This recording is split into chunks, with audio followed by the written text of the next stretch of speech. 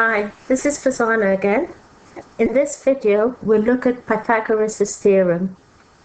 After drawing 1,000,000 triangles, Pythagoras discovered that if you have a right-angled triangle, the side opposite the right angle is the longest side, the hypotenuse.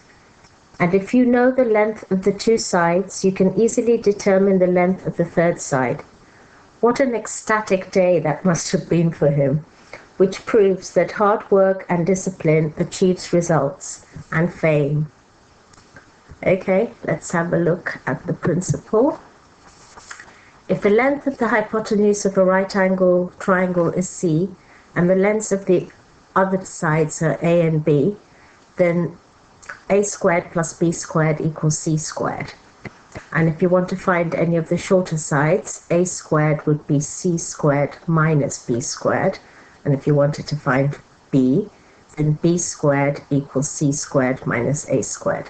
So you can tell if you want to find the shorter side, you've got to go the longer side squared minus one of the shorter sides squared. Yeah? Okay? All right. It helps to know the Pythagorean triples, which are normally given in non-calculator papers. So rather than calculating it, it helps to know them off by heart. So let's try a few. So you've got 3, 4, 5. Okay, because 3 squared is 9, plus 4 squared is 16, plus 5 squared is 25.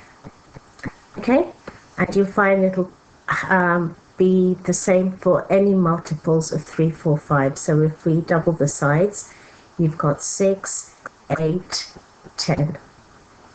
And 6 squared is 36, 8 squared is 64, and 10 squared is 100. And 36 plus 64 comes to 100. Okay, so any multiples of 3, 4, 5. We try multiplying them all by 3. You've got 9, 12, 15. Okay, so just be aware of that. The other one that is a Pythagorean triple is 5, 12, 13. Okay, and as I said, it only applies to right-angled triangles. Okay, because 5 squared is 25, 12 squared is 144, and 13 squared is 169. Okay, so just be aware of those. Okay, let's have a look at some questions. If you have to find the length of the hypotenuse in a calculator paper, then rather than going x squared equals 12 squared plus 16 squared, working it out, totaling them, and then taking the square root, you know you're just going to take the square root, and as long as you put it in brackets, it'll take the square root of the whole thing. So we're going 12 squared plus 16 squared. Okay, so it's all just one step rather than making it so tedious. Yeah? And of course you'll get 20.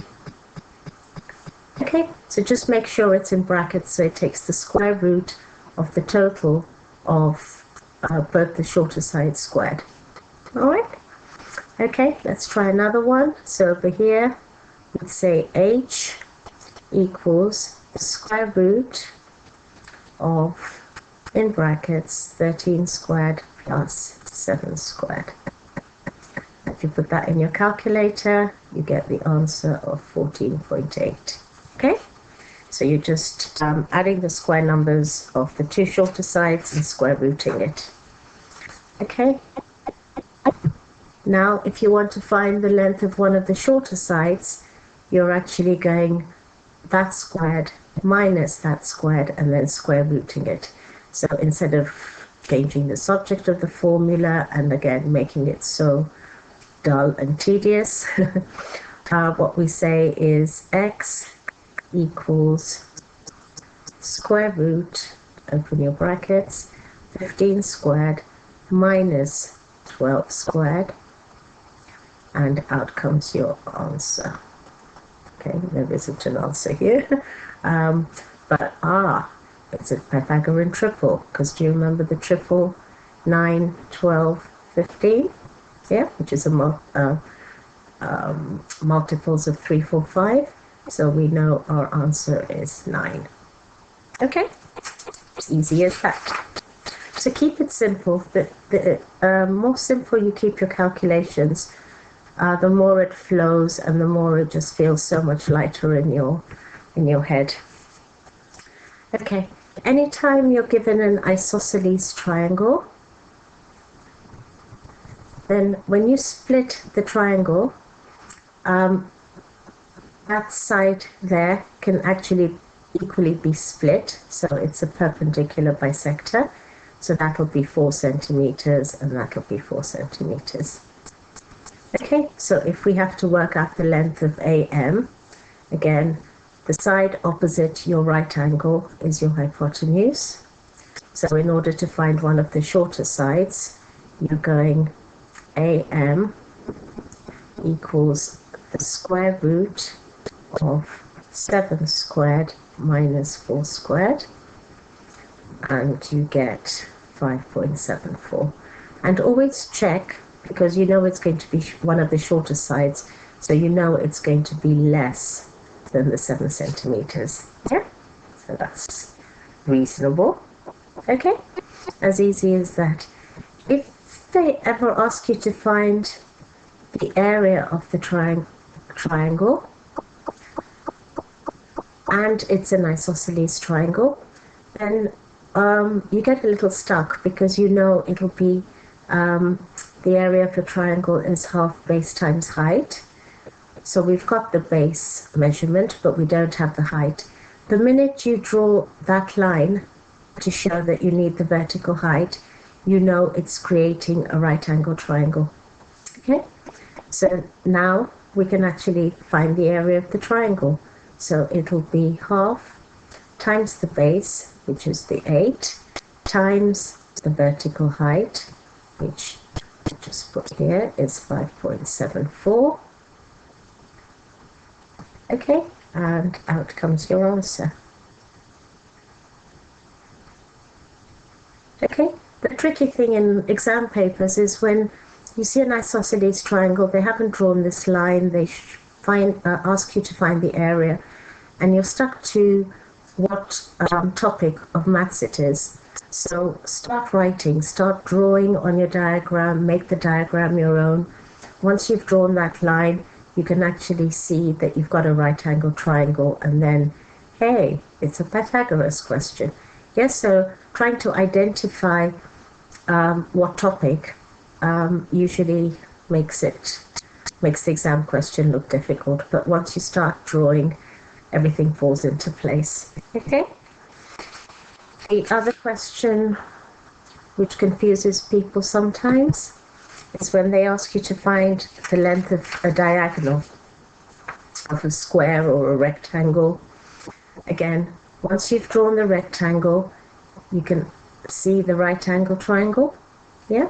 And then you can see that your diagonal is your h. Okay? So if we have to work out the diagonal, then h equals the square root of 34 squared, and of course we're adding because we're finding the longest side, 45 squared, and once you put that on your calculator, you get 56.4 centimeters. And here, if they ask you to find it to the nearest centimeter, then you've got 56 centimeters. Okay, as easy as that. The other Pythagoras questions that they could ask you is when they're asking you to find the length of a line. Okay, when you look at that line and you think, oh, is this a straight line question, or how do I do it?